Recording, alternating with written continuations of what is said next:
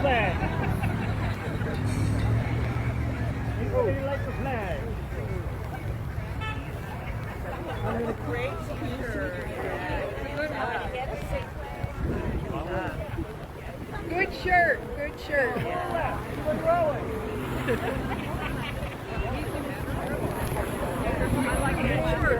I like your shirt.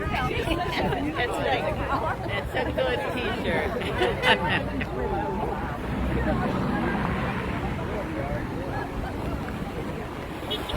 Gather around, children.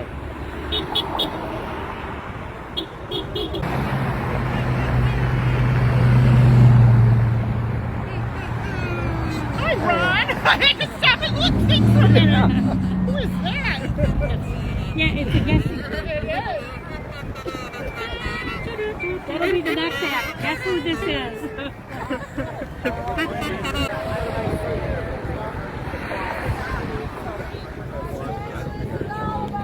To me, that's Metal Hill. This guy's Metal Hill. He is. Now he can't even walk. Because everybody has police getting to a comic when he gets up. Guy wears a shirt. I don't see. Yes, Rob, you look perfect. Thank you.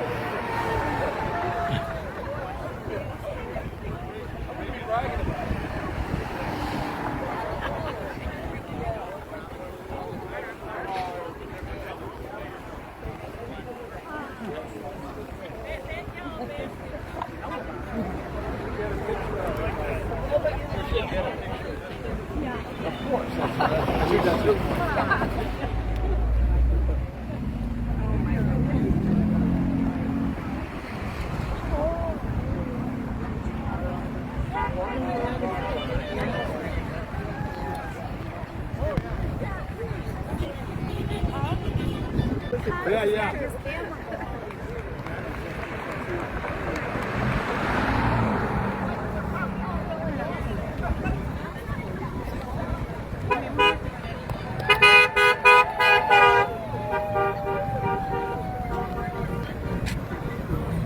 Oh, Ron, be careful.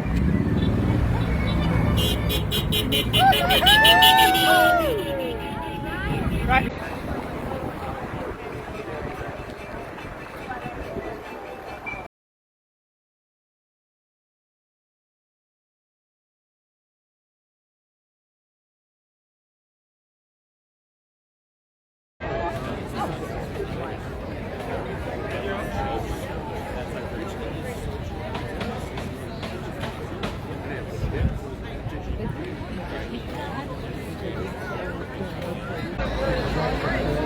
Hey everybody! Hey everybody!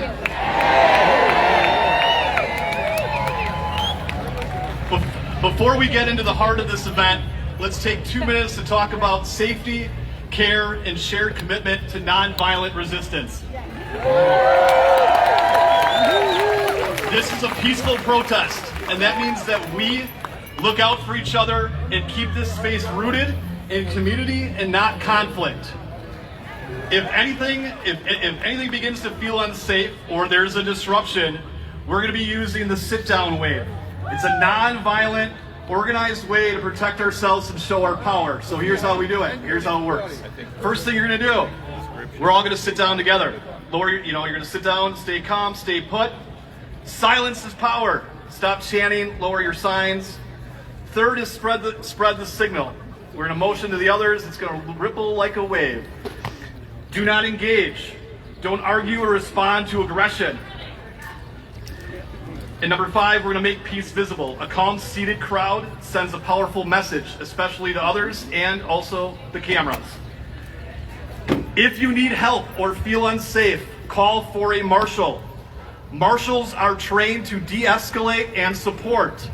They'll be wearing yellow reflective vests. Our police liaisons are wearing orange vests. They are the only people designated to communicate with law enforcement.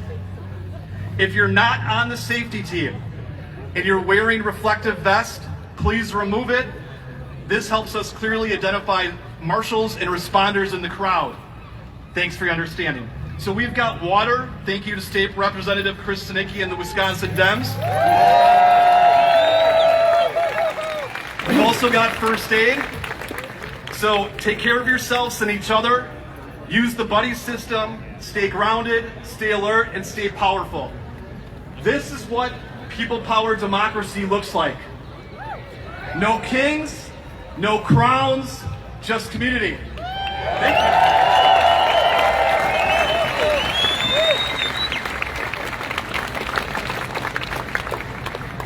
Hey y'all, I'm Reverend Jennifer Nordstrom. I'm the senior minister at the First Unitarian Society of Milwaukee, and we're going to begin with ritual and song because we are a people who knows our own power and knows that we need to move together in beauty to move the spirit of love and life with us.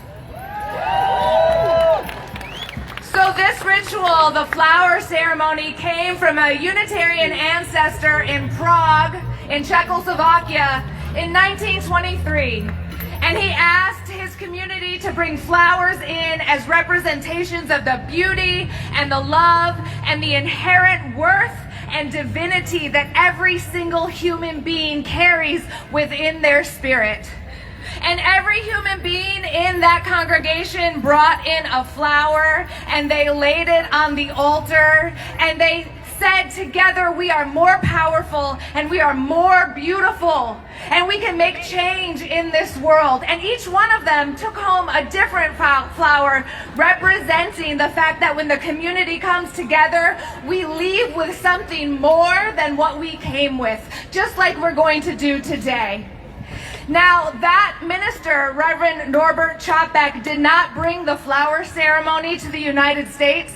His wife, Maya Chopek, did, because the Nazi regime found the idea that we are all inherently worthy and divine and sacred to be too threatening. So they arrested him and he died at Dachau.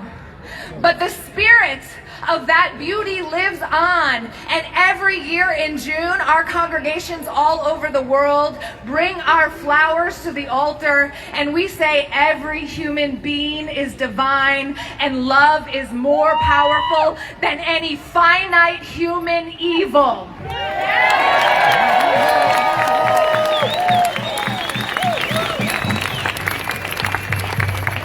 We, dear ones, are more powerful than any finite human evil. And despite the disappointments, despite the losses and pains, despite anything that we fail to do, our love is so much bigger than one moment, and our love and strength and power continues on into the future.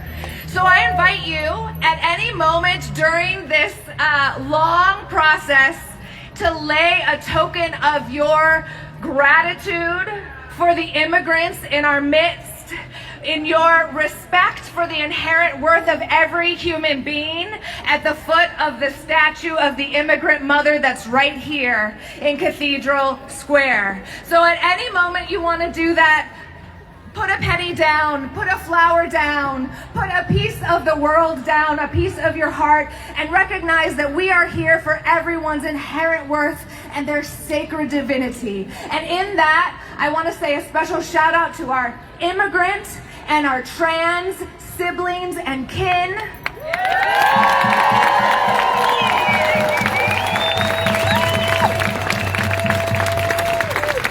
You and we are beautiful and beloved and sacred. Will you all say a prayer with me? This is Reverend Norbert Chopek's words, because he lives on in the love that is longer than any moment.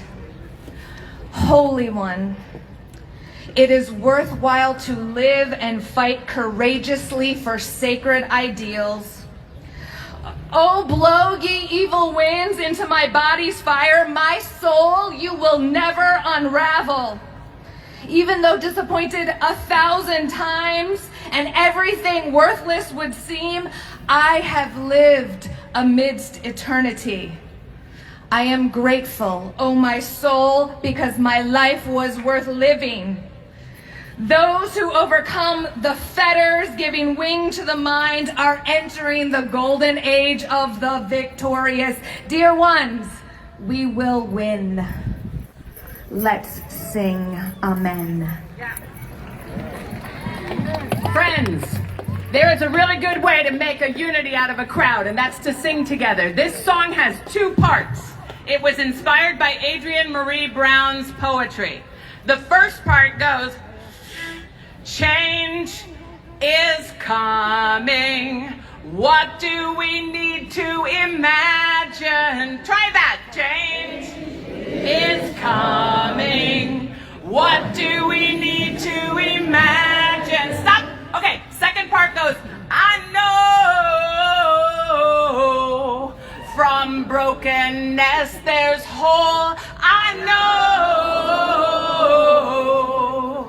from brokenness there's whole. Let's do it together. Sing whichever part you felt brought your soul out the most. Ready?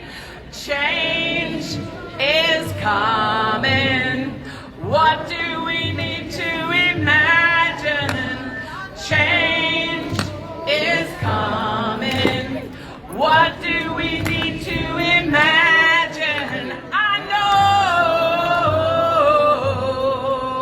know from brokenness there's hope. I know from brokenness there's hope. All together, change is coming. What do we need to imagine?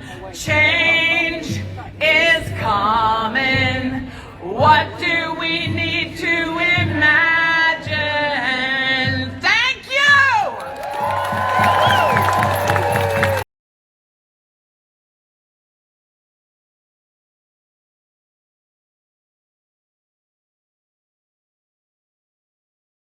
That's right. Now for my immigrants. ICE! ICE! Get out of MKE! ICE! ICE! Get out of MKE! ICE! ICE! Get out of MKE! That's right! I see here in the front of the crowd a beautiful Palestine flag. Free! Free Palestine! Free Palestine! All right. This is good. We gotta get. We're here for No King's Day. Apparently, it's Donald Trump's birthday. That's right. That's how we say happy birthday to him. But you know how we say happy birthday to him in Mexico? We say, culero, culero, culero, culero, culero. That's right. Have a blessed birthday, guys, Trump. Let's boo him one more time. That's right. Down with Trump. But I'm going to need you to show a lot of support for these next speakers. So it's going to be a great program. So I need you to bring the energy and all the love for our speakers, all right? Thank you so much, Milwaukee. Much love.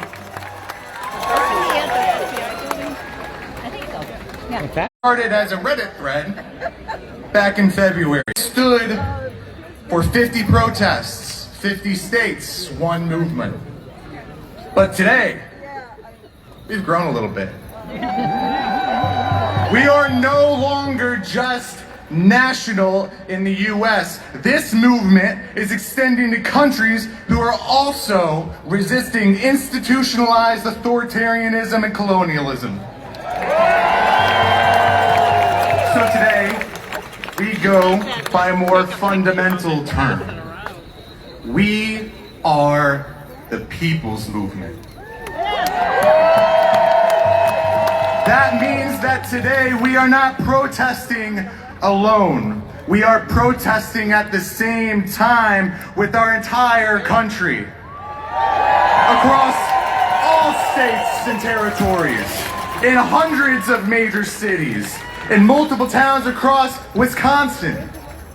We are not alone in protesting today. We are in community with the entire people of the world to say we do not believe in kings. No kings! We do not believe in oligarchs.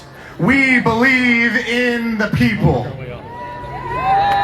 Today is about reclaiming a government that works for us, not for donors or lobbyists or the powerful few. We are reclaiming our power. We are reclaiming our voices.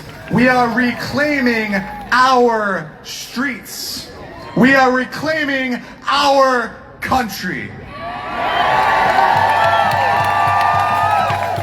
This movement is about accountability. No politician, no party, no company is safe from that.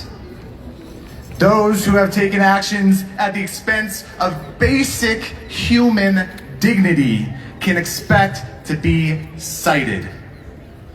We are the people. We are in charge.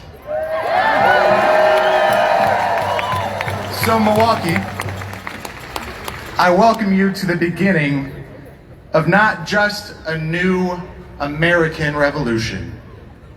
This is a global revolution. So I welcome you formally, my lieges, to the People's Revolution.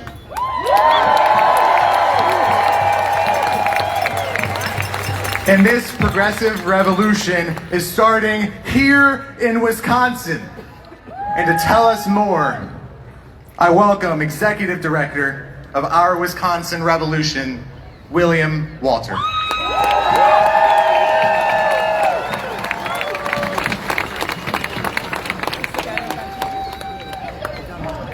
Milwaukee, how the hell are ya? Quick shout out to the 2,000 people who on a few days' notice at 6 p.m. on a Tuesday evening stood in this very park and marched these very streets to tell ICE to stay the fuck out of our city.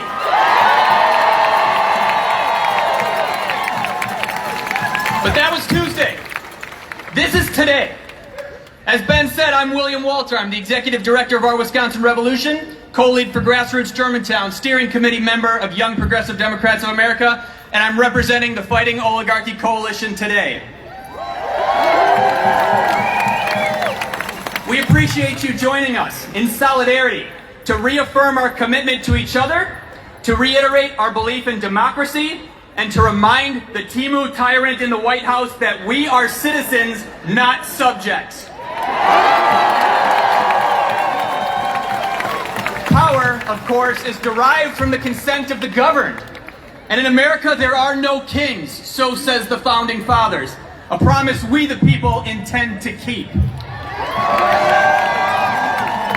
We the people will dictate our future.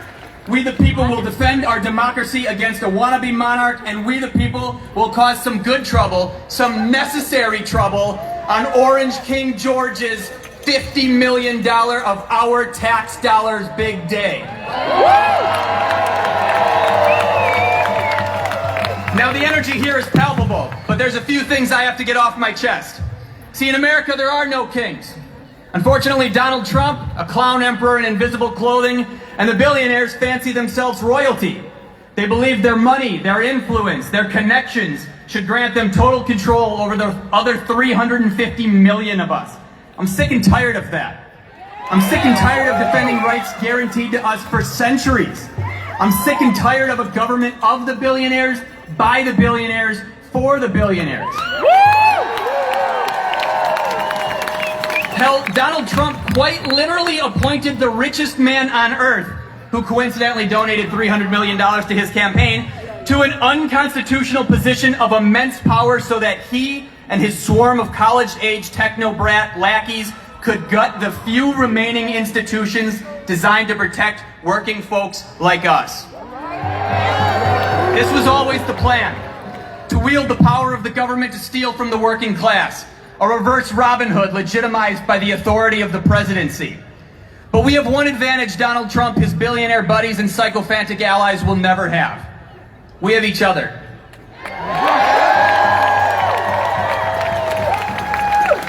We the people are united by true, authentic community built from love and support rather than dollars and cents. We the people will revolutionize Wisconsin, reform America, and reshape the world. Donald Trump, the billionaire swamp monster empowering that which he promised to drain, may live in a $500 million mega resort, occasionally visiting the palatial gilded tower he named after himself, but the rest of us live in the real world. And in the real world, the Constitution is the law of the land. You see, the Constitution, democracy itself, was built on foundational principles, self-evident truths. We the people are created equal. We are endowed with certain unalienable rights, such as life, liberty, and the pursuit of happiness. But today, these rights are under attack from the very government instituted to secure them. Donald Trump's administration brazenly defies court orders, undermines established practices, dismantles public services. Also, his buddies can profit off their privatization. He is taking a sledgehammer to the Constitution, and he does so with reckless abandon. Cowardly, complicit Republican majorities in the House and Senate refuse to leverage their ability, and the courts refuse to stop him. Checks and balances cannot prevent the accumulation of power. When the checks refuse to check and the balances are no longer balanced, Donald Trump is acting with total impunity. Those holding themselves accountable to nobody can not be trusted by anybody. Those who refuse to accept responsibility cannot be granted authority. With that said, he who dares not offend cannot be honest. So here's the truth. It's not just Donald Trump, the billionaire Brat Pack, and the cowardly complicit Republicans. Establishment Democratic leadership, perhaps overwhelmed by Trump's audacity and ineptitude, appear catatonic. That paints a bleak picture, I'll admit, but on days like today, I instead find myself inspired by all of you. There is no savior coming. We, all of you, are the resistance.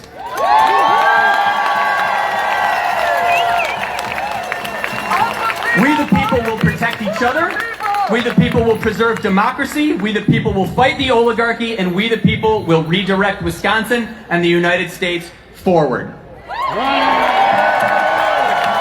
This forward-driven future is worth fighting for, but this future will not manifest itself. That work comes down to all of us, right here in our communities.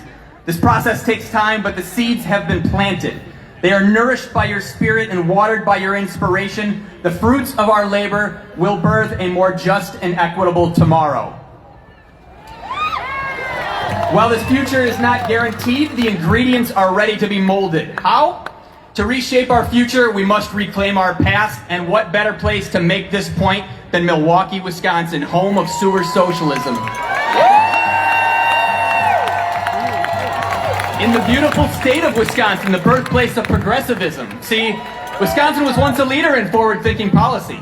The Wisconsin idea, a bold set of progressive economic reforms, redefined people-powered policy. This concept emphasized the commitment to public service for the betterment of Wisconsin and beyond, and it maintained that we have a responsibility to serve the public good. The Wisconsin idea was born of necessity. Per the Wisconsin Historical Society, the rise of big business in the 1870s created an oligarchy of wealthy businessmen. Politicians and business leaders conspired to create policies that favored their friends rather than the public. Does that sound familiar? Yeah! The rich profiting off the backs of Wisconsin workers posed an immense threat to democracy, a threat that could only be neutralized by transformative, working-class-centered policy. The Wisconsin idea expressed a vision, an affirmation of why we strive for better and how we will make that better a reality. Well, Wisconsin, let's run it back. We don't have to reinvent the wheel, it just needs a fresh coat of paint.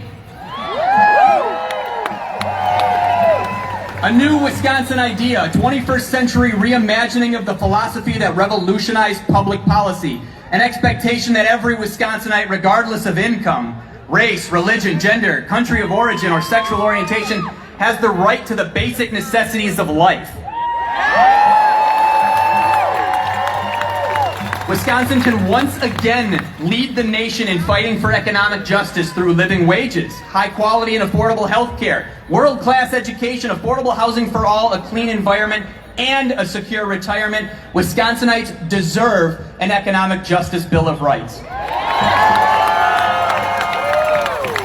We deserve a state that works for us, not for the billionaires, and definitely not for sale to the highest bidder, self-appointed kings. We the people will save democracy by progressively, one might say radically, enhancing it. See, we the people will never out-fundraise or out-network the billionaires and their allies, but we the people can out-organize them. We can outwork them. Why? Because look around. We outnumber them 1,000,000 to 1, and we will continue to remind them of this. 90% of solidarity is showing up. Every one of you here took that first step, but solidarity can't just be a slogan or a song. It is a sustained action. It is a way of life. Get involved, get engaged. Your energy, your excitement, your passion is infectious. Harness that passion. Seek opportunities to learn and grow and direct it appropriately. Passion begets knowledge. Knowledge begets action, and action begets change. 10,000 groups of 10 people can't do much, but 10 groups of 10,000 people will change the world. That, my friends, that is immense power. And looking at all of you today, I see immense power. Because there are no kings here, just us. Our first speaker is a lifelong organizer, educator, and community organizer, currently serving as the executive director of the Milwaukee Turners, one of the city's oldest social justice institutions. Please make some noise for Emilio De Torre.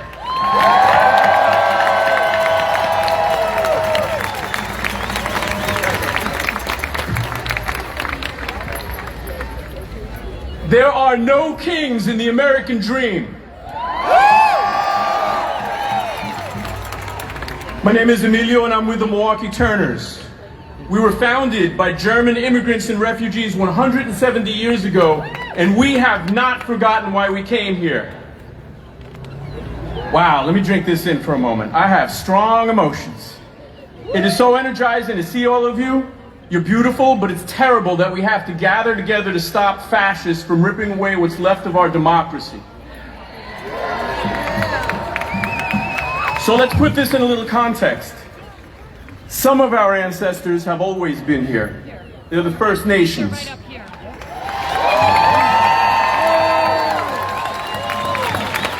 Many of our ancestors came here because they had no choice. Maybe they were fleeing war, or religious oppression, or famines, or poverty. Maybe they were enslaved, or they were indentured, they were imprisoned, they were escaping, they were terrified. Or maybe they were taking the gamble of their lives to have a shot at the American dream. Some of them murdered or tried to replace the people that were here before them, and some of them attempted to subjugate and rob whoever they could to make a buck or a baby. And some of them just wanted to be left alone and live in peace.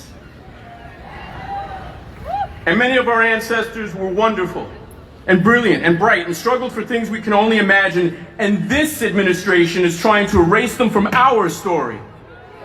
They're trying to remove the sacrifices. Yeah, boo.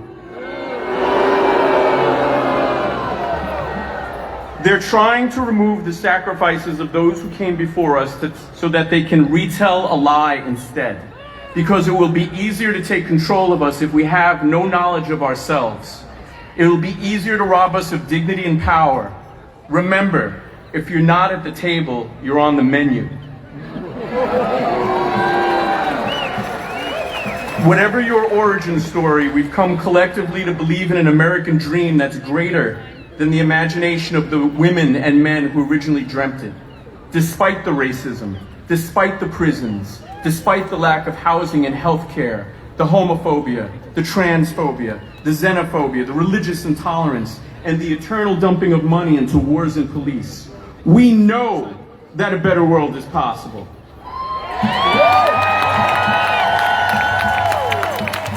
We know collectively that we can do better, we deserve better, and damn it, we demand better.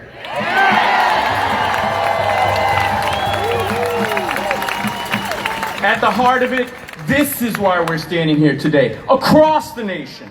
Because once again, there are people who are attempting to rob us of our rights. Are we going to let them? No! Are we going to sit quietly? No! That's what I thought. No matter how we got here, we're united because we were charged to build a beloved community. It does not yet exist. This is our part to play. Our ancestors fought exploiters, slavers, racists, fascists, and tyrants for generations before us so that we could be here today.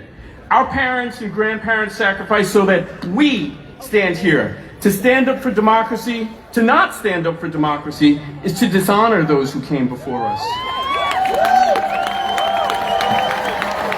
To not provide mutual aid and support where and when we can is selfish. To not call out wrong and hateful actions when we see them is cowardly. And you're a colluder and not a patriot if you do these things, no matter how many flag stickers you put on your truck.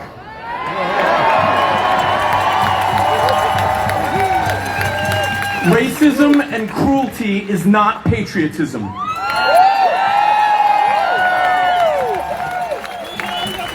We need to stand up, and it will not always look the same. Your neighbor may resist in a very different way from you. Let's be real. The federal government is kidnapping, imprisoning, and deporting children and families without due process. They are arresting judges in an attempt to subjugate the courts and break the rule of law. They are intentionally deploying American troops on American people in an attempt to create fear. And we know that the story they tell is a lie, and their cackling chorus sits back and says it's justified for any number of bullshit reasons that they have created to justify it. Logic doesn't work on them, so don't bother. And I pity all of those so frightened that they will give up their democracy for a false sense of security or superiority, because that false sense of superiority will fail them.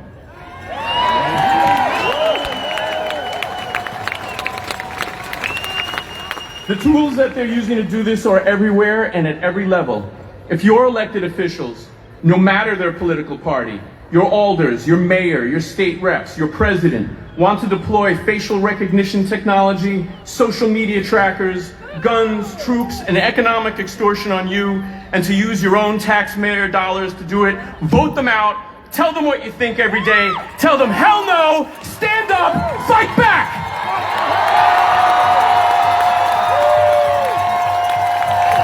Hell no to people who threaten themselves $40 million birthday parties with our money. Hell no to people who would dismantle our courts.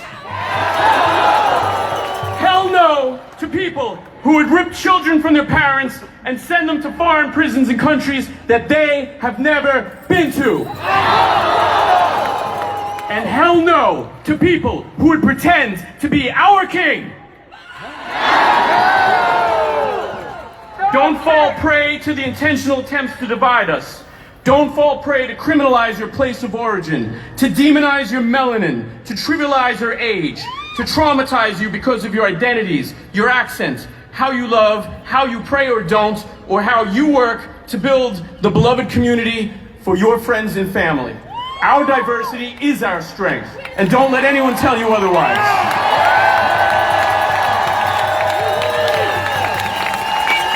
Provide support for your neighbors, boycott the haters, and support black, brown, and local businesses. Show solidarity, find joy where you can, and be kind to one another. This is why we have due process, courts, ballot boxes, and the street. This is why we have a democracy, because dissent is patriotic. And if we don't stand up for what's ours, then some bully's gonna take it from us. Thoughts and prayers are not gonna do it. We have to do it. Remain undaunted. There are no kings in the American dream.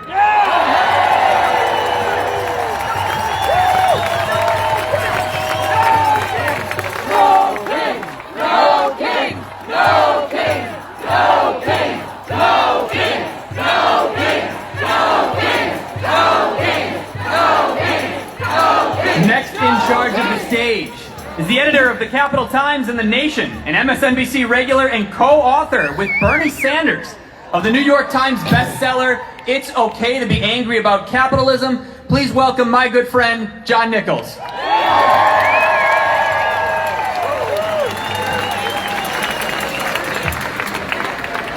Brothers and sisters, brothers and sisters, my name is John Nichols, and my great, great, great, great, great, great grandfather, Augustus LeBake, snuck into the United States in 1776 to join the Green Mountain Boys in Vermont to fight against the British Crown.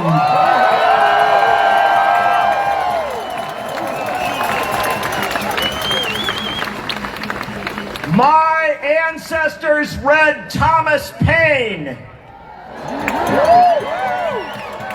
And in 1776, Thomas Paine wrote, "O ye that love mankind and womankind, ye that dare oppose not only the tyranny, but the tyrant, stand forth."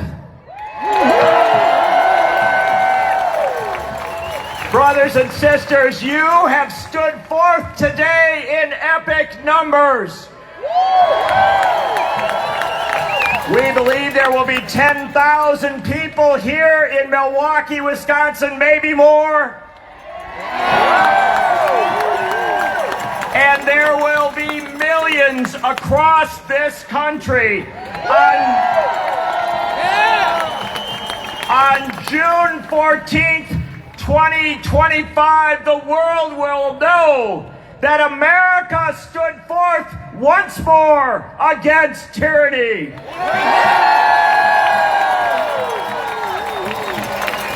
Now, I want you to know something. I'm not going to speak for long because you have plenty of speakers, but let me tell you this one basic concept. This one basic concept. And that is, at the founding of the American experiment, we got rid of a king, but we didn't get rid of oligarchy. The fact of the matter is that 95% of Americans couldn't vote at the founding of the American experiment. If you were a woman, you could not vote at the founding of the American experiment. But women stood forth and demanded the right to vote.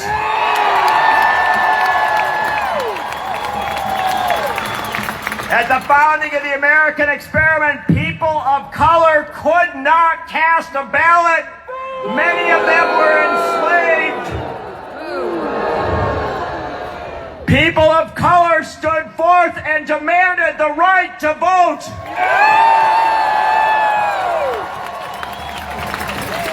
At the beginning of the American experiment, the working class could not vote. Working people, no matter what their background, multiracial, multi-ethnic, all genders were denied the right to vote, and that right was given only to a wealthy elite. The working class, through trade unions, demanded the right to vote and economic democracy in this country.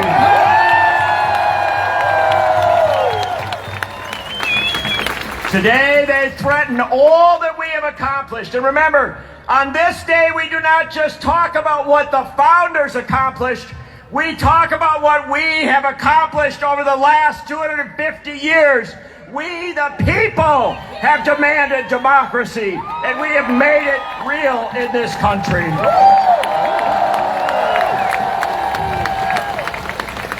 Now, I'm going to talk to you a little more about a couple things, but I just got a phone call from a friend of mine. Back in history, we used to take on kings, but in America, Our word for monarchical abuses of power, when kingly figures abuse their power, our word for that is oligarchy. And the man who taught us that word is the senator from Vermont, calling from Stowe, Vermont, ladies and gentlemen, Bernie Sanders.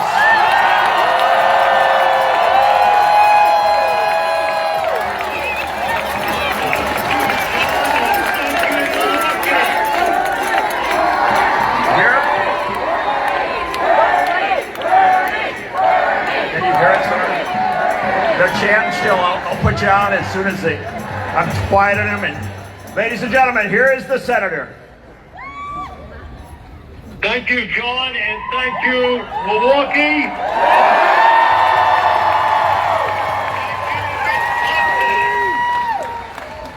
You know, a few months ago, Wisconsin showed the country that in your Supreme Court race, you could take on the wealthiest guy in the world and beat him.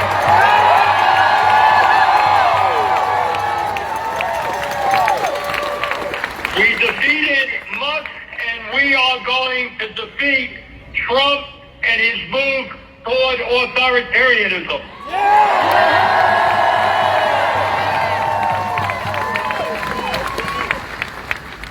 You know, back in 1776, very brave people took on the most powerful guy in the world, King George. And as they developed a constitution in 1789, they understood that they never wanted one person or one entity to have absolute power.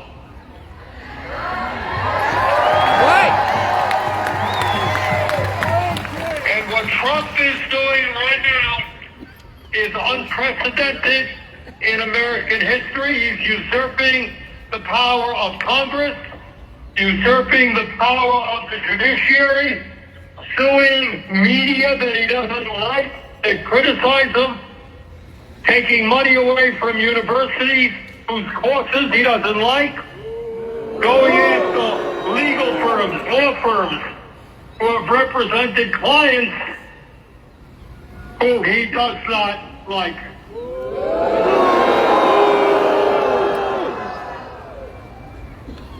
Our job right now is to tell Mr. Trump we are not going to accept oligarchy in America.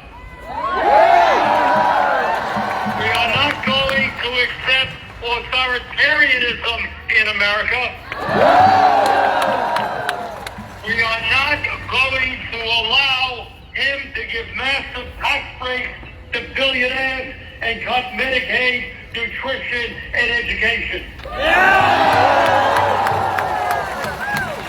I've been all over the country, including Wisconsin, and I can tell you that the overwhelming majority of the American people who may disagree on this or that issue understand that millions of brave Americans have put their lives on the line to defend democracy.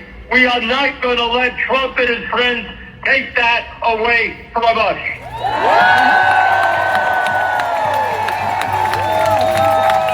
Let us stand together.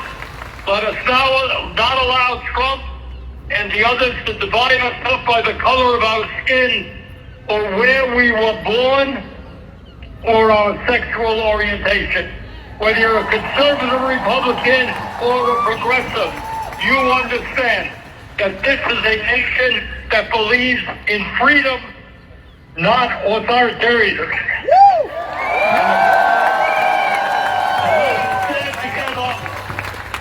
Let us defeat Trumpism and create a government that works for all of us, not just the oligarchs. Thank you very much.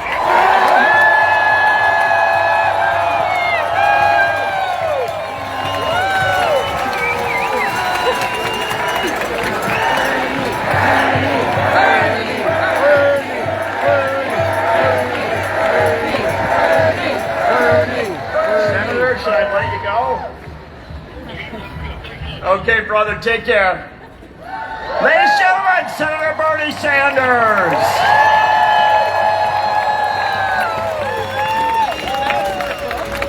I have a minute more, just a minute more to say one thing. I told you before the senator called that we, the people, have seized our power. It wasn't given to us. They didn't give us the right to vote. We demanded it. They didn't give us the right to assemble and petition for the redress of grievances as we do today. We demanded it. Now they want to take our rights away. Now they want to undermine the basic underpinnings of our democracy. They are arresting our judges. They are arresting our mayors. They are handcuffing our United States senators. They are terrorizing our hard-working immigrant brothers and sisters. But they will not prevail. They will not prevail because Martin Luther King Jr. won his fight. The suffragists won their fight. The abolitionists won their fight. Cesar Chavez won his fight. Dolores Huerta won her fight. Native American brothers and sisters who demanded a place at the table in their own country won their fight. And today, brothers and sisters, you have stood forth. And the fact that you have stood forth means that we will win our fight. Brothers and sisters, say it with me. No thrones. No crowns. No kings. No oligarchs.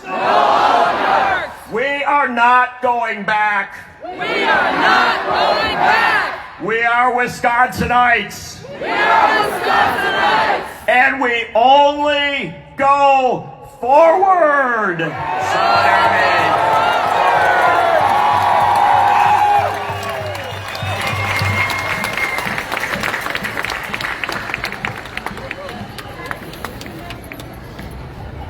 Next in charge at the podium is a national voice on healthcare justice and economic inequality.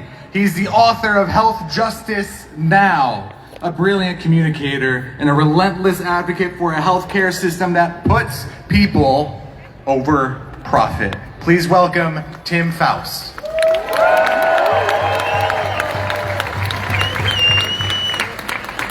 Ladies and gentlemen, friends beyond the binary, that was Bernie Sanders! My friends, you are Milwaukee, Wisconsin! And today, we are gathered here to say, no gangs! No gangs! My name is Timothy Faust, and the only reason I'm here today is because of Medicaid. Have any of you used Medicaid? About 15 years ago, I woke up one morning with a bad cough, which I ignored because I was broke and uninsured. But the cough got worse and worse, and 2 weeks later, my roommate rushed me to the ER with a fever of 103.8 degrees, which, now the doctor's very high.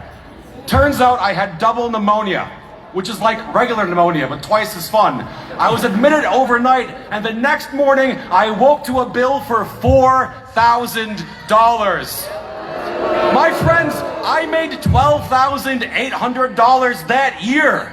I'd already defaulted on my credit card for medical costs. This would have ruined my life.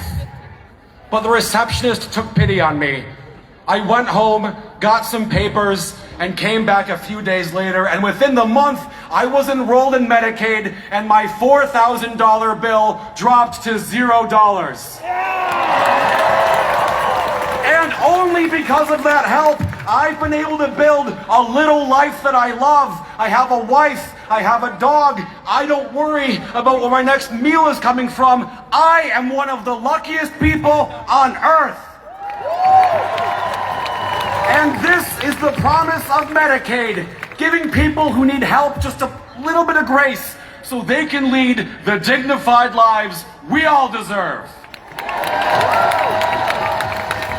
In the next couple of weeks, Republicans are going to try and take health insurance from 16 million Americans.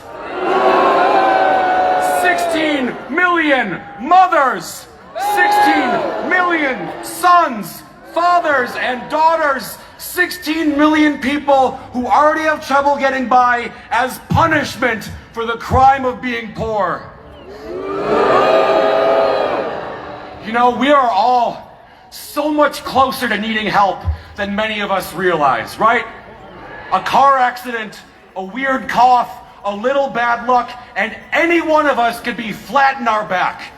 1 in 5 Wisconsinites use Medicaid, but there are millions and millions of people out there, including all of you and including me, who could need help next week and just don't know it yet. In America, sickness makes you poor and poverty makes you sick, and Medicaid is the one thing keeping many of us from the edge. And so healthcare programs like Medicaid are the social infrastructure of America, right? Whenever a construction worker gets a cortisone shot to treat a busted shoulder so he can keep on working, that's Medicaid. Whenever a single mother who takes care of her dad full-time gets an inhaler in the mail to treat her kid's asthma, that's Medicaid. Whenever a guy in a wheelchair can live with his girlfriend in their apartment instead of being warehoused in a nursing home, that is Medicaid. So an attack on Medicaid is an attack on society, the whole arrangement of people and resources that make our lives worth living. Yeah! Why would you attack society? Well, the people who want to hack away at Medicaid are doing it so they can give that money to the billionaires who fund their campaigns. It's so simple. It's so stupid. It's what it's always come down to. People who control over $100 trillion, 300 times what it costs to go to the moon, want another 4 trillion more. You know, every religion I know condemns any person who prioritizes their own wealth over the well-being of others, right? Yeah. If you're a Bible head, think of Luke 12:14. Life does not consist in an abundance of possessions. Or from Judaism, the Tanakh. The wicked in his pride persecutes the poor. Let them be taken in the devices they have imagined. Yeah. Or Al-Takathur from the Quran. You are obsessed by greed for more and more, and you will be called to account for what you did with the gift of life. Yeah. And yet these motherfuckers who can't look God in the eyes are the very same people whom our elected officials, these glassy-eyed, goose-stepping ghouls, have decided matter more than you or me, and they must be stopped. We cannot let them ruin the society we have built for ourselves. Tell me, the people united can never be defeated. People united can never be defeated. The people united can never be defeated. The people united can never be defeated. The people united can never be defeated. The people united can never be defeated. You know, we are surrounded by scenes of such great cruelty. Every time I open my eyes, I am flooded with such vicious depravity, it makes me want to scream and scream until the sound stops coming out. Do you feel me? There are days I see what's happening in Gaza or Los Angeles or here in Milwaukee, and I want to say, God damn America, this is not my country, but this is my country. I cannot remove myself from America any more than a star can pluck itself from the sky. And so it is my responsibility, it is our responsibility to stand here and fight. Our joyful obligation is to demand a better world, the world that can be, should have been, and one day will be ours. And so we demand a country where someone with $5 and someone with $5 billion are equally worthy of the human right of health care. And so we demand a country of freedom. The freedom to pray how we want. The freedom to love how and who we want. The freedom to have children or not have children how we want. Freedom from persecution, whether at the hands of the prison system, the ICE secret police, or American bombs overseas. And above all, the freedom to live safely in our own bodies. And this freedom has been denied us by a political order that demands limitless conquest, one which existed long before 2016, who would gleefully wring from your and my little lives every drop of joy if it could be turned into $1 of profit. And so we, all together, against a tremendous force arranged against everything we love and the pathetic little despot who now leads it, we demand justice! And when we fight for justice, we all fight side by side. Justice for black lives. Justice for brown lives. Justice for trans lives. Justice for the lives of immigrants. Justice for people in prison. Justice for people in Palestine. And the well-being of all people, regardless of age, gender, race, disability, or creed. My friends, we're talking about justice. So tell me, do you want it? Yeah. Do you need it? Yeah. Are you willing to fight for it? Yeah. They're out there black begging kindergartners. What happens to others today will happen to you tomorrow. The life you save may be your own. So tell me, no kings. No kings. Tell me, no kings. No kings. Tell me, no kings. No kings. Thank you. Solidarity now. Solidarity forever. Free Mahmoud Khalil.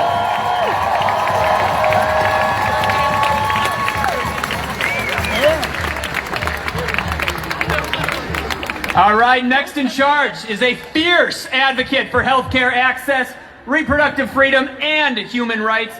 She's the president and CEO of Planned Parenthood of Wisconsin and a fearless voice in the fight for bodily autonomy and justice. Please make some noise for Tanya Atkinson.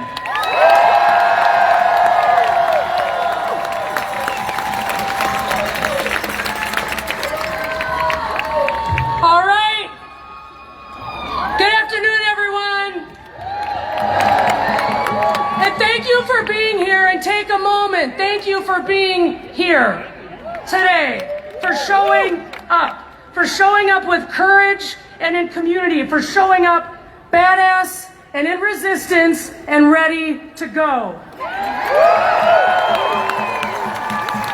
I'm Tanya Atkinson. I'm president of Planned Parenthood Advocates of Wisconsin, and I could not be more proud to be here with you today. I'm proud to be with you in this battle to take back our democracy. We have watched as they have suppressed free speech, detained people for their political views, unlawfully deported people from this country, and defied the courts. We are here to show this administration that we are a legacy.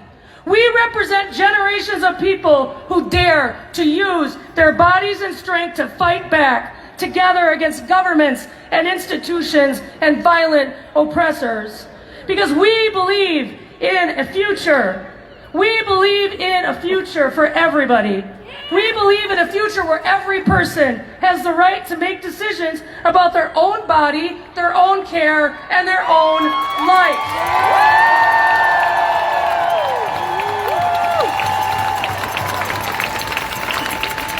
We're here because someone before us fought for what's right, and we're here to make sure someone after us can still do the same. So, Mr. President, just know that we know how to show up, how to speak the truth. We have never backed down from a challenge, and we won't start now. These are our bodies, no matter what. Say that with me. These are our bodies, no matter what. Democracy is under attack. Planned Parenthood is under attack. Not because we've done anything wrong, because we do things right. We center care. We center equity. We center human beings.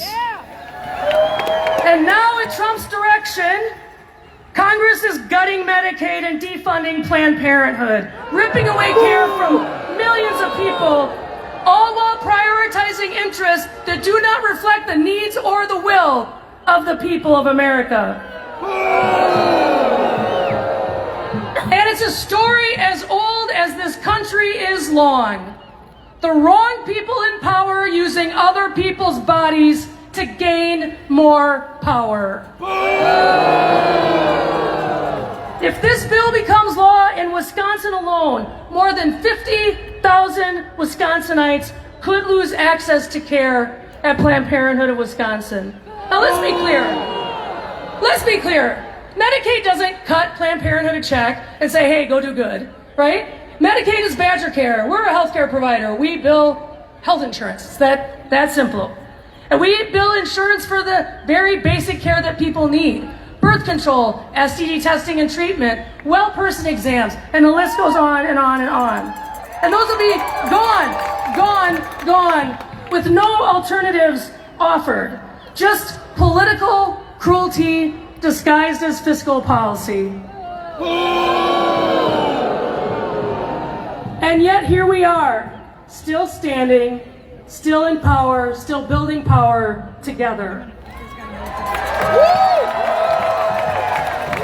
So while this Medicaid defund doesn't have anything to do with abortion care, because Medicaid is not used for abortion care, but here's the reality. If they can defund Planned Parenthoods across the country, you know that a national abortion ban is next.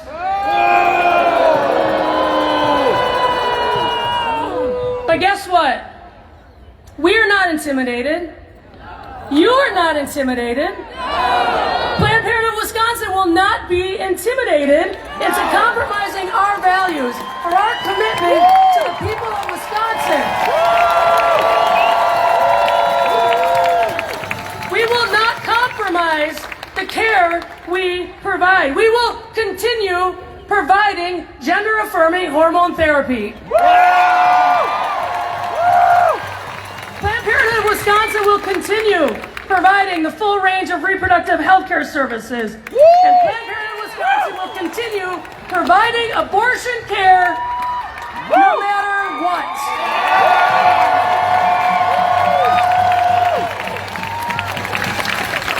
This isn't a budget, this is about control. This is about a small group of politicians who want to control people's bodies. They want to erase care. They want to erase access. They want to erase people. Look, hard things are ahead. You know this, right? And that is why you are here. It's why you showed up today. Why you're willing to fight this uphill battle. But guess what? We've done this before, and we can do this again.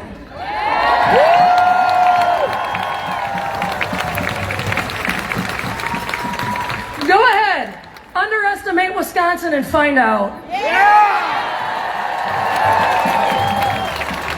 Together we are strong, we will be solid, we will be united. It is our commitment that we will remain your Planned Parenthood of Wisconsin no matter what.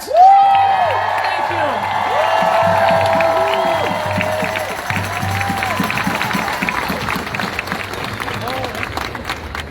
All right, Milwaukee, how are we feeling? We're gonna keep going with our speakers. A couple housekeeping notes.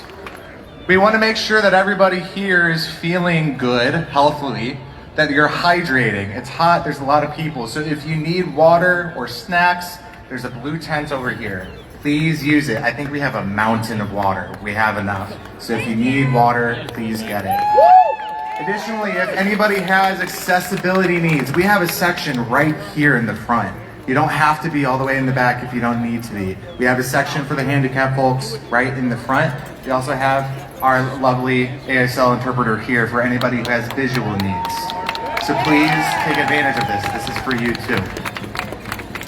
All right, we're gonna keep this going with our next speaker.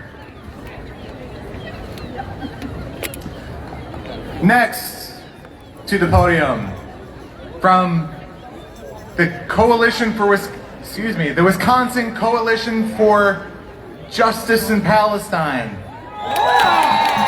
Othman Atta.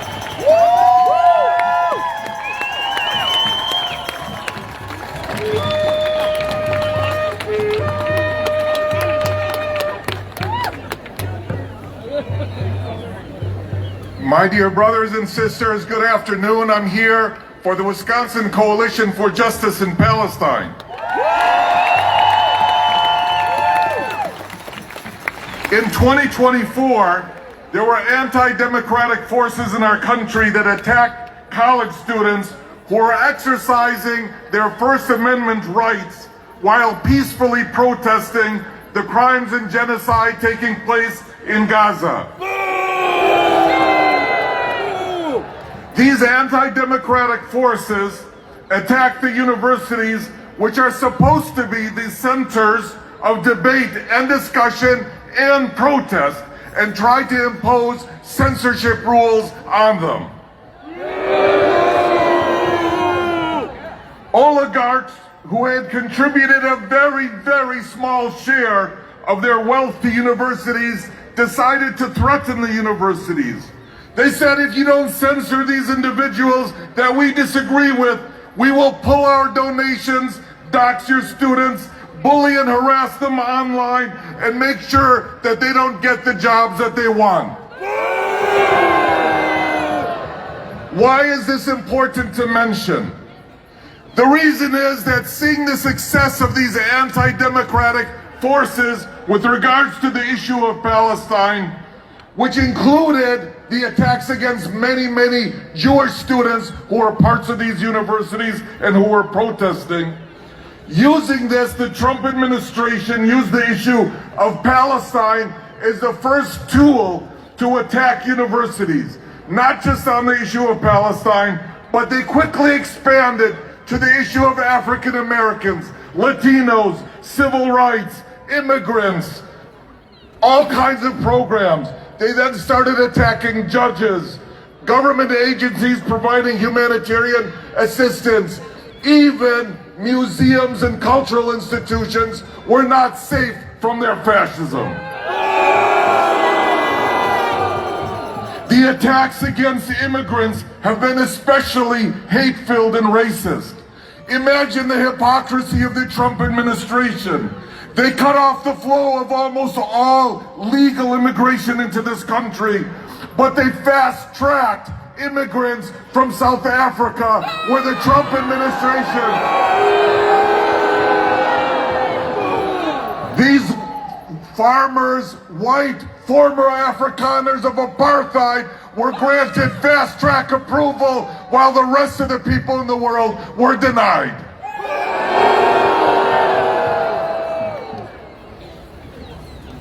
Brothers and sisters, unfortunately, the Trump administration has continued our government's long-standing financial, military, and diplomatic support of Israel and its annihilation of Gaza.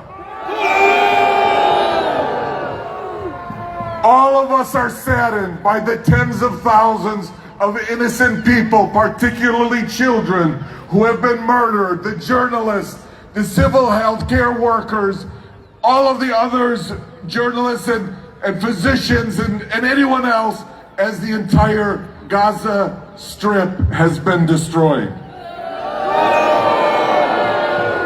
Our government, and sadly it includes the last administration as well, has allowed the Israeli regime to use food and water as a tool of war. Trump went even further and welcomed fascists like Netanyahu and Ben Gvir to our country.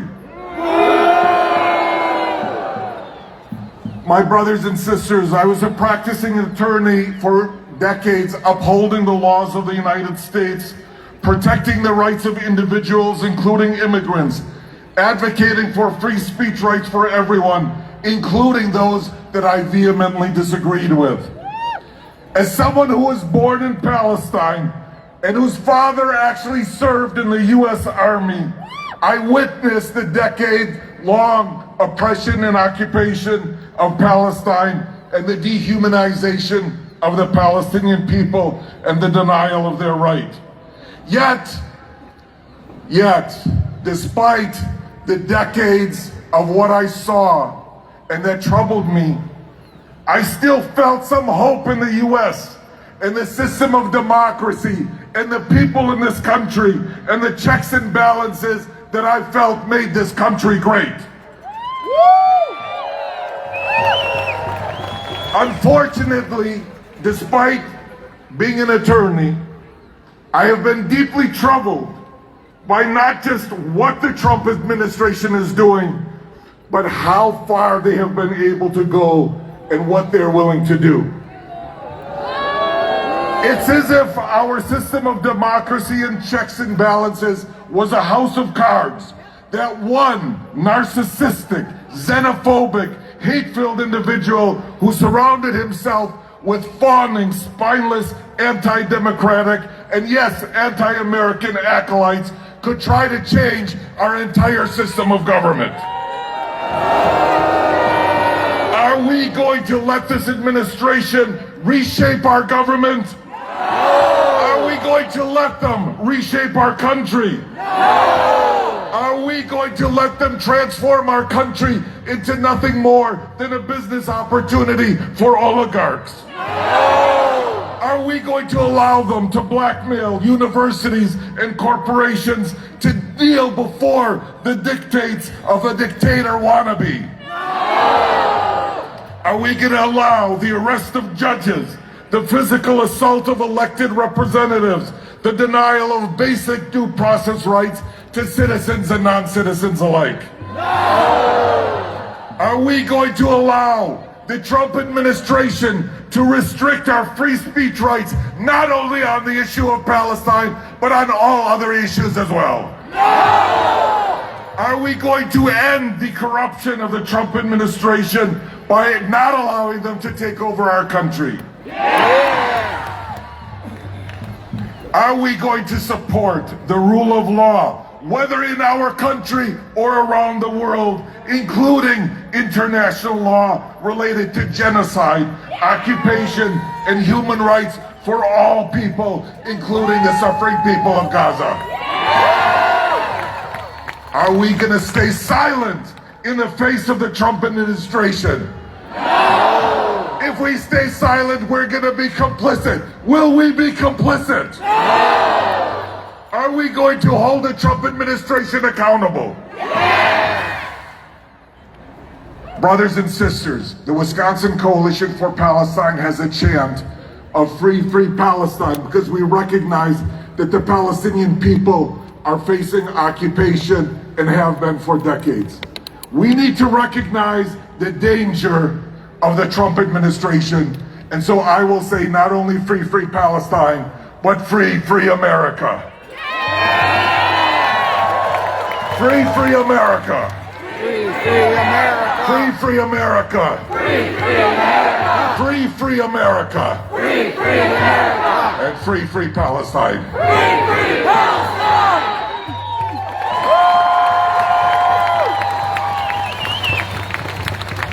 Next up to the podium, a college student, political activist, lupus warrior, and aspiring pharmacist. Please welcome Shania Cooper. Good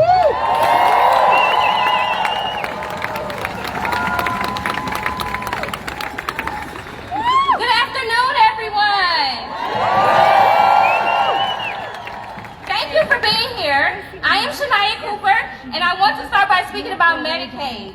It's not just as a policy, sorry, I'm a little shorter than everyone. Not just as a policy, but as a lifeline in some Wisconsin communities. Each month, over 1 million Wisconsinites rely on Medicaid and Badger Care Plus for essential health care access. Importantly, people with disabilities, like me, make up about 24% of Medicaid enrolls, yet consume 57% of that spending. Underscoring this program supports our most vulnerable. Cuts to Medicaid will force Wisconsin drastically to scale back coverage, endangering children, seniors, and those with complex health needs. A few more numbers, yes, boo to that. A few more numbers. Medicaid covers 20% of all Wisconsin residents, 40% of births, 38% of children, and 60% of those with disabilities. So you say, my story, Medicaid isn't just an abstract program to me. It's personal. I live with systematic lupus, SLE, a serious autoimmune condition affecting over 1.5 million Americans. 90% of those whom are women, aged 15 through 44, and most likely to develop it. This year alone, I've had 30 emergency room visits on top of scheduled appointments. That's once or twice a week in crisis mode. Each visit, averaging thousands of dollars. Without Medicaid coverage, I wouldn't have access to critical immune suppressive therapies, specialist consults, and timely interventions when my flares hit. So just to bring awareness to lupus, 53% of Americans say they don't know nothing about it, or very little. And 40% don't know it affects the internal organs. With Black and Indigenous women suffering 2 to 3 times more often with severe complications. So how does this intersect for me? For people with lupus, Medicaid isn't a luxury. It's often the only thing standing between us and health crisis. Data shows public insured lupus patients utilize over twice as many ER and outpatient visits than private insurance. Medicaid support those expensive medications and management like kidney damage and heart problems. But potential federal funding cuts threaten this safety net.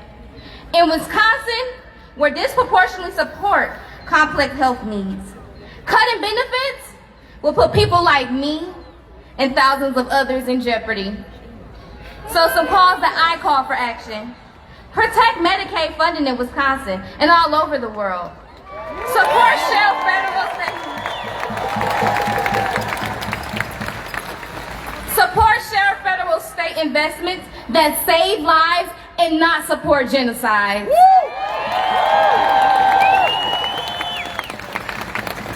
Raise lupus awareness, educate your communities, help with early diagnosis, and break the silence about the organ involvement and mortality risk. I want to make sure the world knows the purple ribbon is just as significant as the pink.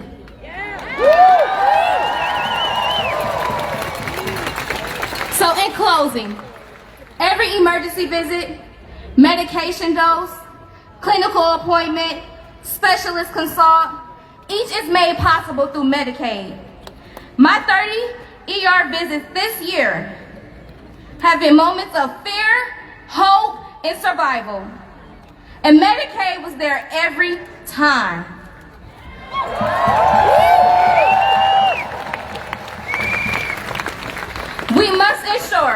that life-saving coverage remains in place, not just for me, but every child, mom, dad, senior, and person with a chronic illness.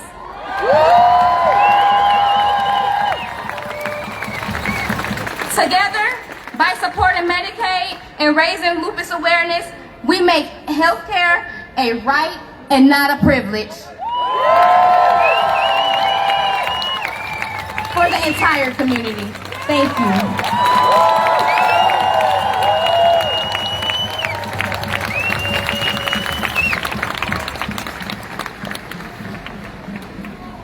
Our next speaker is a former U.S. attorney, a respected legal mind, and a trusted voice on justice, democracy, and the rule of law. He also, a cause near and dear to my heart, hosts a show on the Civic Media Radio Network. Please welcome to the stage, Jim Santel.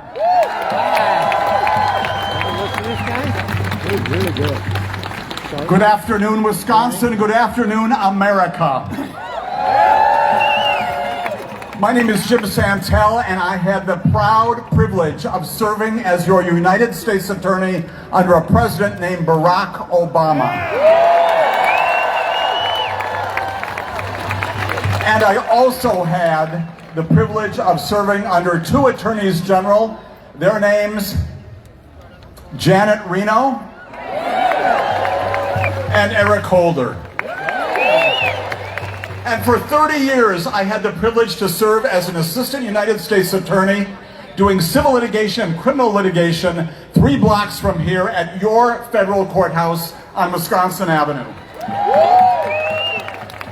I want to talk to you today about 3 things. The guardrails that are still in place in America of 2025. I want to tell you how we got here, the history of recent times, and then I want to tell you about the challenges, 3 of them, that I'm posing to you today. Let's begin with the guardrails. There is a judge in the Northern District of California. His name is Charles Breyer. 2 days ago, he told the President of the United States of America that the President does not have the authority to enlist the National Guard in Los Angeles to monitor a peaceful protest. And Charles Breyer said that because there is no rebellion in the United States, there is no insurrection in the United States, and the President is wrong to say that. And he said some things that are all about you today. He said this in his 36-page order that affirmed that fundamental right, that fundamental notion about the rule of law in America. Listen to what Judge Charles Breyer told all of us. He said the court is troubled by the implication that protest against the federal government, a core civil liberty protected by the First Amendment, can justify a finding of rebellion. The history books are full of language explaining the importance of individuals' right to speak out against the government, even when doing so is uncomfortable, even when doing so is provocative, even when doing so causes inconvenience. To many, the judge said, the immediate consequence of this freedom may often appear to be only verbal tumult, discord, and even offensive utterance, that the air may at times seem filled with verbal cacophony. That is in the air around our times, he said. Even offensive utterance is permitted in the United States of a Constitution. He said that air may at times be filled with that cacophony, but that is not a sense of weakness, but of strength. And in our system, he said, undifferentiated fear of apprehension and disturbance is something to be not embraced, but understanding that it comes along with a free and independent world. He is one of the guardrails that today is out there on your behalf, providing a pushback to this president. Let me tell you about one other.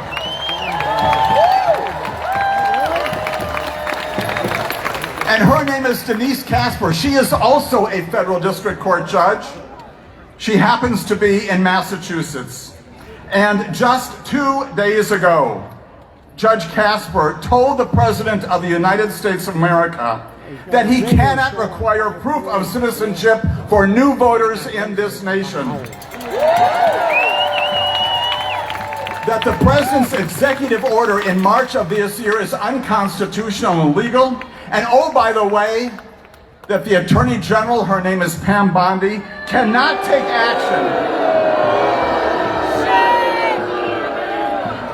She cannot take action against those states that would deign to continue counting absentee and mail-in ballots beyond Election Day. Judge Casper said no to that 2 days ago.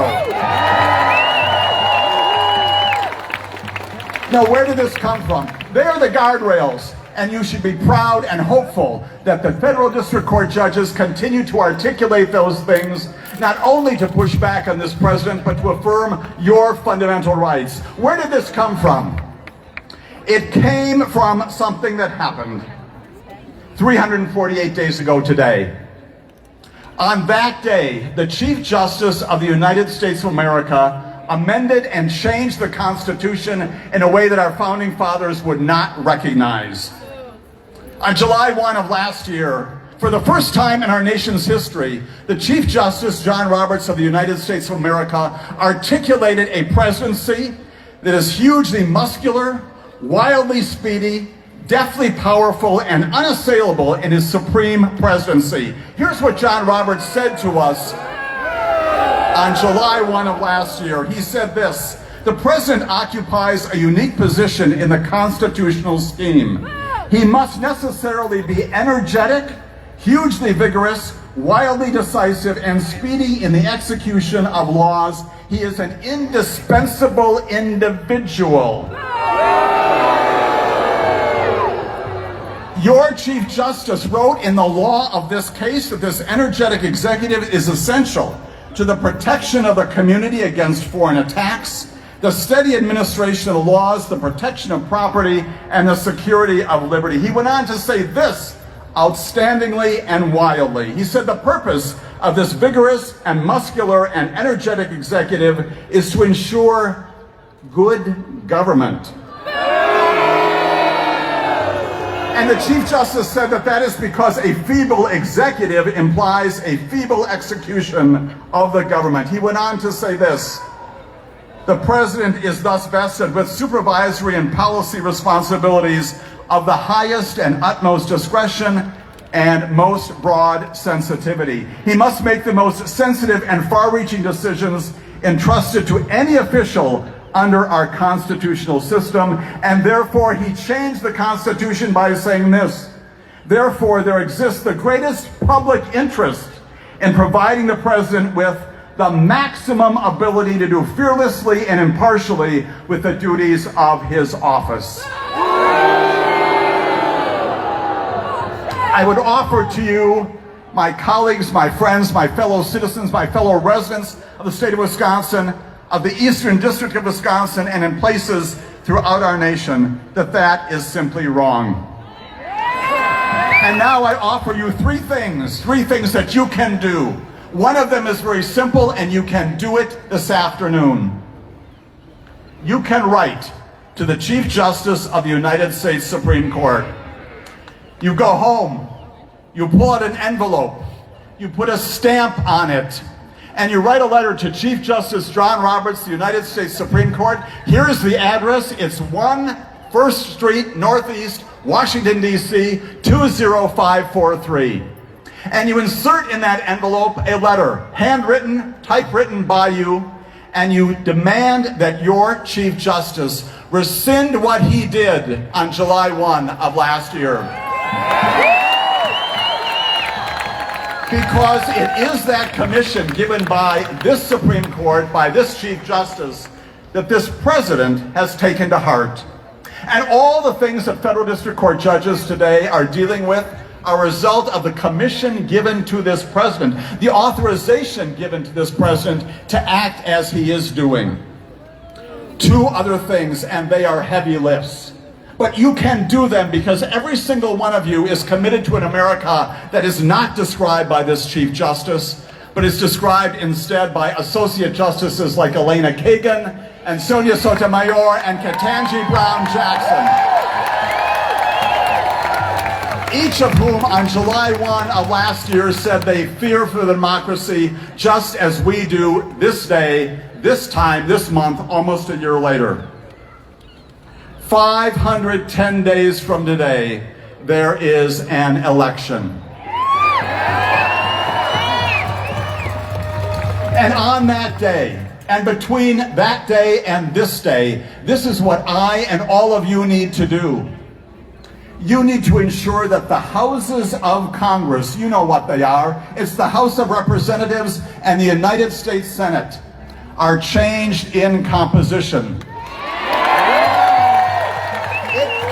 It does not need to fall down party lines.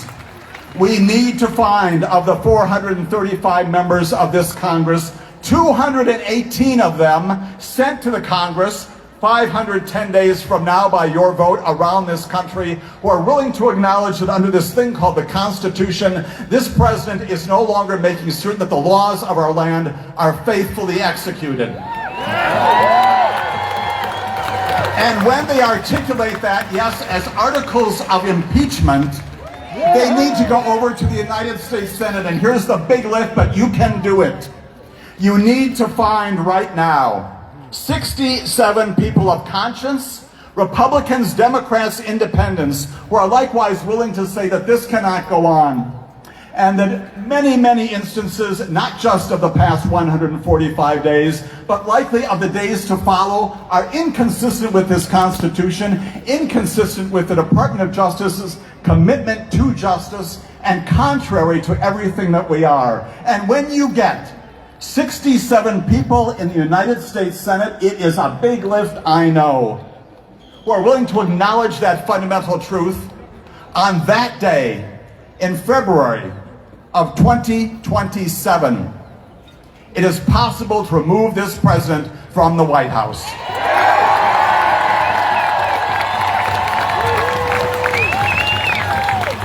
567 days from right now. 567 days from right now, the 120th Congress is sworn in. They are your Congress. They are your representatives, just like I was for 30 years. You're represented in the courts. They are your representatives in the legislature. You need to work tirelessly, as you will, providing, yes, money, but also messaging and everything your soul can muster to ensure that we've got those people in the United States Congress who 567 days from now will take an oath of office, not only to the Constitution and their own commitment to the government, but also to ensure that this presidency can indeed come to an end. And there is one final thing that you can do, and you are all about this today. We need to look overseas to the examples of people just like you and me here in Wisconsin, throughout this nation today. You can look back to a time 889 days ago today, when a pre-Gaza war Israel was in crisis. Israelis were confronting a prime minister who wanted to change the courts to ensure that they no longer had a balance of power, no longer had the authority to mete out justice. And what happened beginning 889 days ago today? The people of Israel took to the streets, and they all but shut the nation down, the airports, the hospitals, the academic institutions, the businesses. And the Israelis at that time, in the interest of human dignity, including those issues as well, what did they do? They pushed back and they said no. And as a result of that happening, 530 days ago today, 538 days ago today, the Supreme Court in Israel said no, that will not be changed in Israel, and that in fact the courts will not change. That happened because of people in a democracy going forward and ensuring that their nation had a future. Let us look as well. Let us look as well to one other instance. One other. And that is in yet another nation across the seas, and that's South Korea. 193 days ago, South Koreans were also confronted with a threat to their future. And that threat posed to them, prompted them to take to the streets once again and insist that martial law and changes in their government would not happen. And sure enough, 11 days ago, just like those other places on the face of this planet, what happened in South Korea? They have a new president because of what you did. And because of the advocacy across voices that is a part of America and other nations. Final observation about all of this, and that is just the commission given to you today.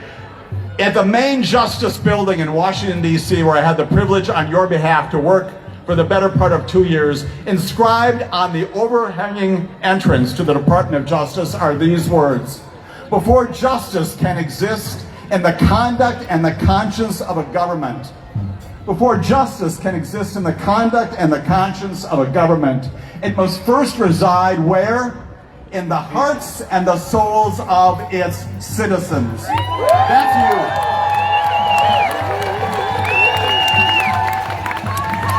you. My commission to you today is to do the easy things and do the hard things as well, to ensure that we live up to that commission, that your hearts and souls, today, tomorrow, and for the future of our children, our grandchildren, are in fact seen and invested and animating the conduct and the conscience of our United States government. Thank you very much.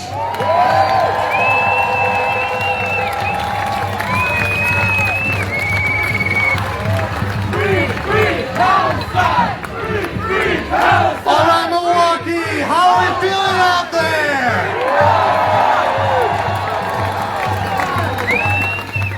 You have so far heard from many, many speakers, and we will march today.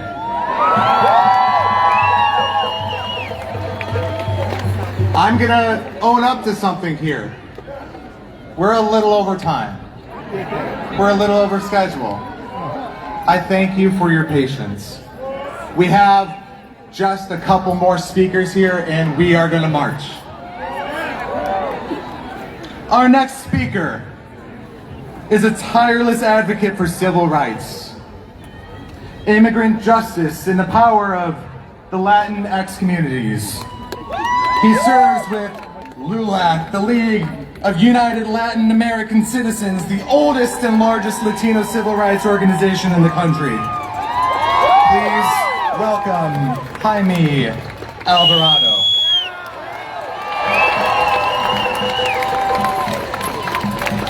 Justicia, mi gente! Justicia, mi gente! Justice, my people! I wish to first thank the organizers and volunteers. Let's give it up for them. Indivisible has been a partner with LULAC the past few years to register voters. And we are tremendously grateful. We have registered over 10,000 voters at DMVs in Milwaukee alone. With only volunteers and no grants. Thank you, Indivisible. My name is Jaime Alvarado, and I wear two hats. I am the LULAC of Wisconsin State Director and co-chair of Rid Racism Milwaukee. Rid Racism is what it sounds like. Our mission is to eradicate racism in Milwaukee.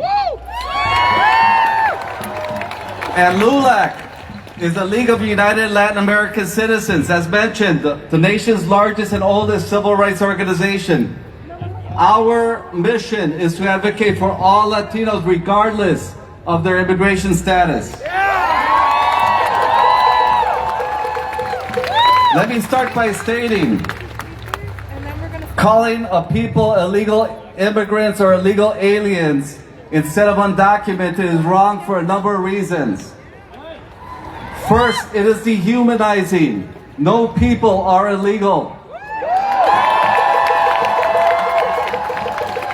Second, being undocumented is a civil offense, not a crime under federal law.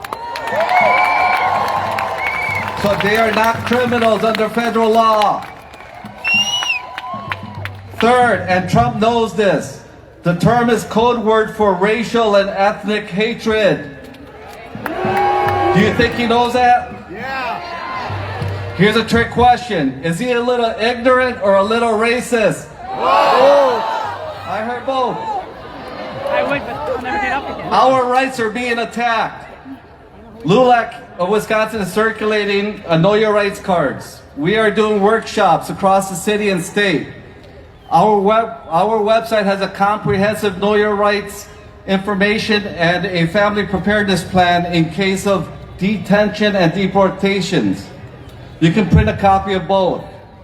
Many are not aware that the constitutional rights apply to citizens and undocumented people alike.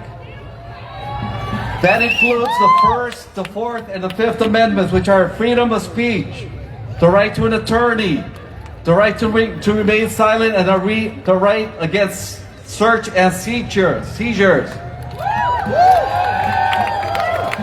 The 14th Amendment guarantees the right to due process to every person. That means all get treated fairly with the opportunity to see a judge. These rights are the reason we revolutionized against a king. Do you think Trump knows that? No. Trick question, is Trump a little ignorant or a little tyrant? No. I heard both. Why are we here?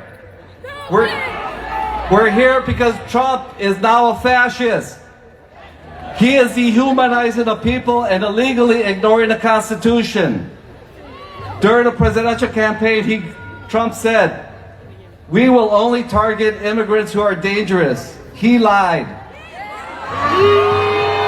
He is using ICE agency as his Gestapo. This Gestapo is kidnapping people off the streets.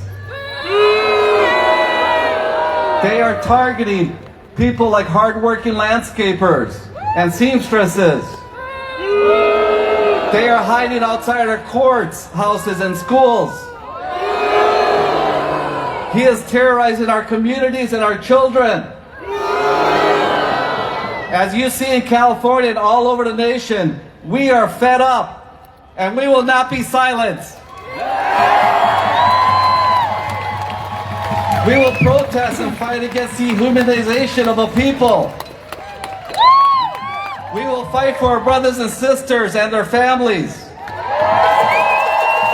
We will fight for our constitutional rights and due process. The Trump administration is lawless. He sticks his middle finger towards the Constitution, our representatives, and the federal courts. He has a playbook to become a dictator. It seems that we, the people, are the defense and the line against dictatorship. Democracy is not a spectator sport. It is a contact sport. We need to organize next year at the midterms and vote for a Congress that has guts. One that is not beholden to corporations or the oligarchs. After the midterms, we need to impeach and send this man and his cronies to prison.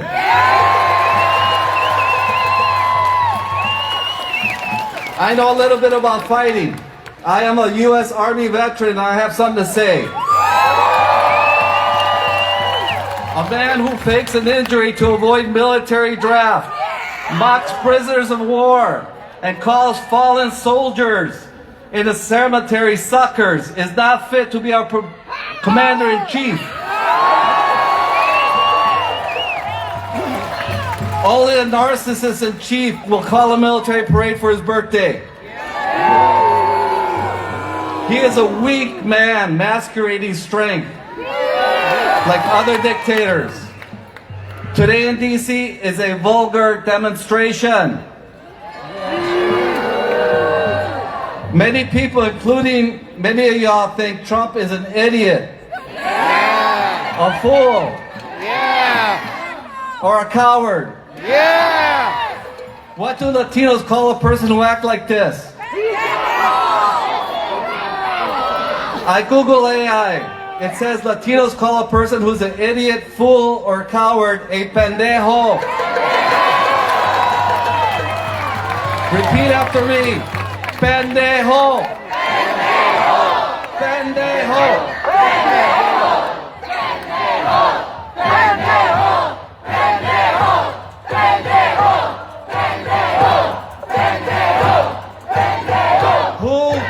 Who separates families at the border? Who deports U.S. citizen toddler with cancer without medicine? Who imposes illegal tariffs and will devastate our families? What kind of pedophile blocks the release of the Epstein files? Who arrests Judge Dugan in the Milwaukee County Courthouse? Who deports immigrants without due process or a hearing? Who arrests and deports immigrant activists for using free speech? Who activates the military to silence mostly peaceful protesters?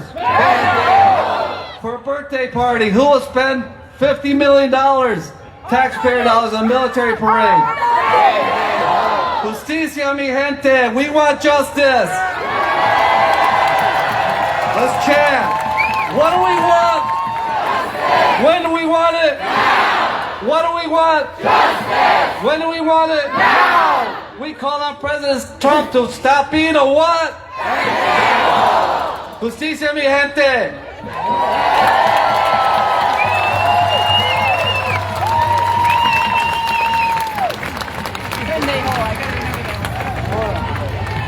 All right, everybody, our next speaker, representing the American Federation of Teachers, Local 212, the MATC Faculty Union. Please put your hands together for Dr. Michael Rosen.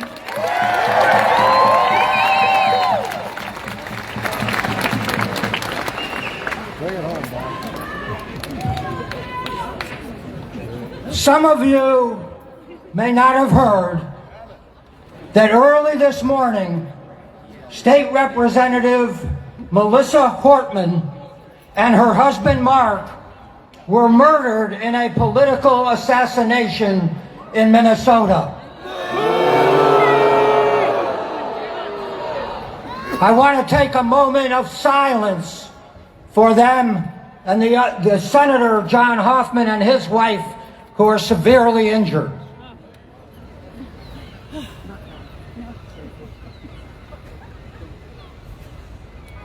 Thank you.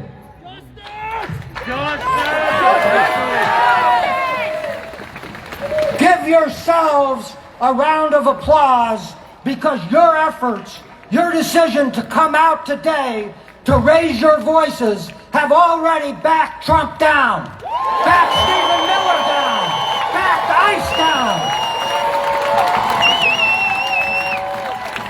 On Thursday, Trump signed an executive order ordering ICE to pause the raids and arrests of farm workers, meat cutters, and hotel and restaurant workers.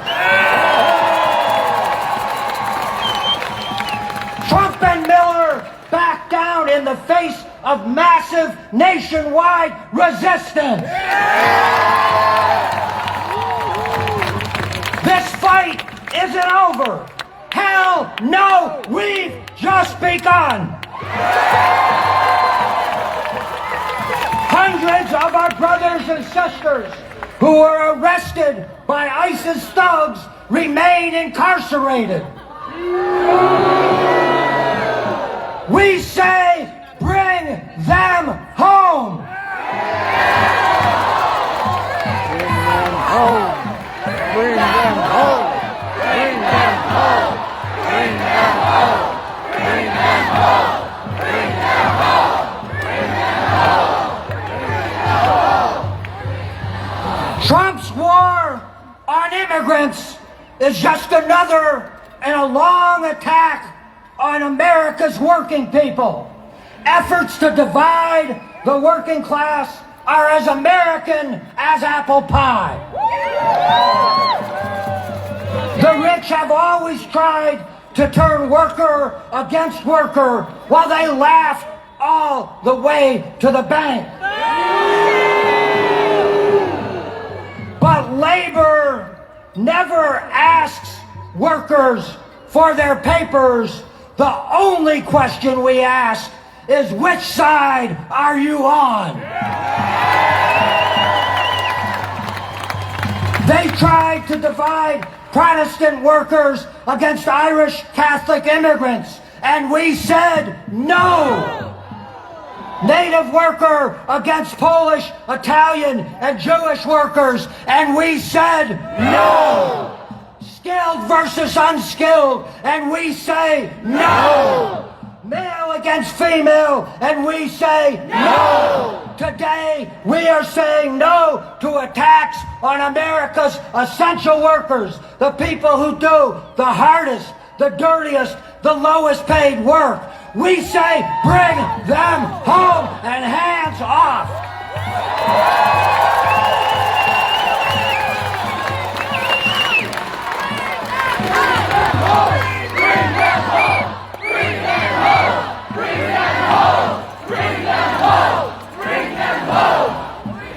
We know which side we are on, and the fight has only just begun. We need to gain back the seamstresses that ICE arrested. Let them go. Let them go. What about the day laborers? Let them go. Let them go. What about the mothers, the fathers, and the children who are incarcerated? Let them go.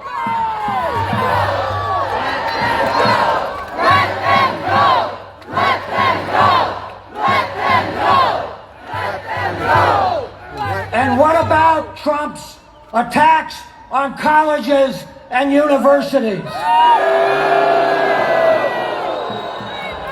Trump's horrible bill threatens the very existence of MATC, the state's only minority college, a college that began in the fight against child labor, the center of English language learning in Milwaukee since 1913, and the engine that drives the state economy by educating the skilled and technical workers.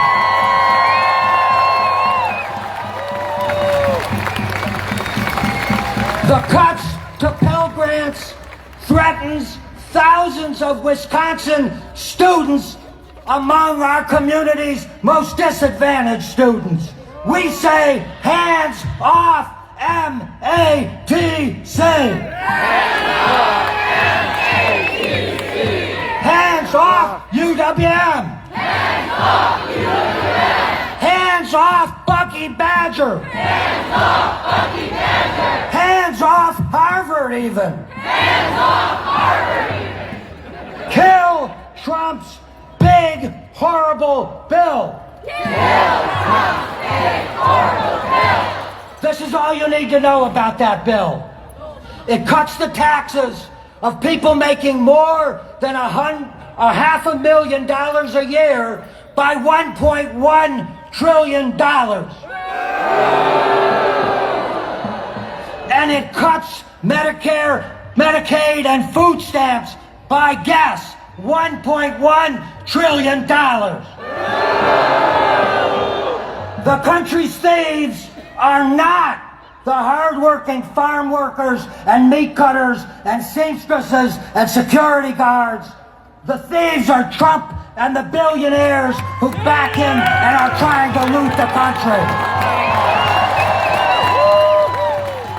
But being against Trump is not enough. We need to fight his agenda. But to defeat American fascism, we need to continue to mobilize like this. We need Medicare for all. We need to make sure that every worker, including the service and hospitality workers who want a union, have the right to a union. We need to raise the minimum wage.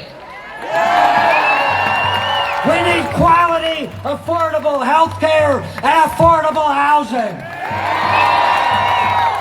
We need free college and higher education. We need to keep the government out of our bedrooms and out of the doctor's offices. And we need to tax the rich and the Wall Street financier billionaires. Our fight has just begun. In the words of the great abolitionist Frederick Douglass, if there is no struggle, there is no progress. Those who profess to favor freedom and yet depreciate agitation are men who want crops without plowing up the ground. They want rain without thunder and lightning. They want the ocean without the awful roars of its waters. This struggle may be a moral one. It may be a physical one, but it must be both moral and physical, but it must be a struggle.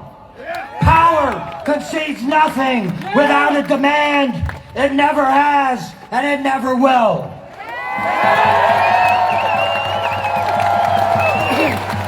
Find out what any people will quietly submit to, and you have found out the exact measure of injustice and wrong which will be imposed upon them. And these will continue until they are resisted with either words or blows or both. The limits of tyrants are prescribed only by the endurance of those they oppress. Today we are united in saying no retreat, no surrender, no kings. Thank you.